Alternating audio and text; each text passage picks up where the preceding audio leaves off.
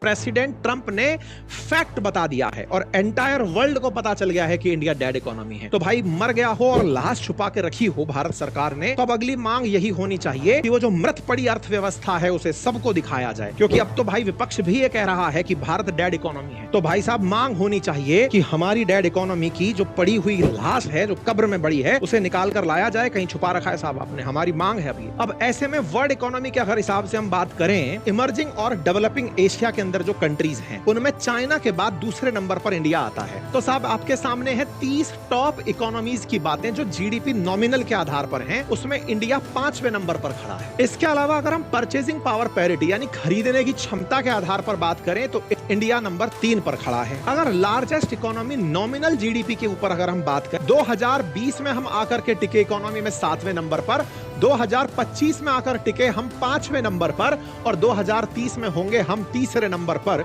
यदि इसे भी डेड होना कहते हैं तो कहेंगे कि मुर्दे उठ खड़े हुए हैं। अब और इंटरेस्टिंग बात यह है कि एक तरफ तो ट्रंप डेड इकोनॉमी करार दिए और उधर आईएमएफ ने अनाउंसमेंट कर दिया कि भारत की जीडीपी 6.4% के हिसाब से 2025-26 में ग्रो करेगी।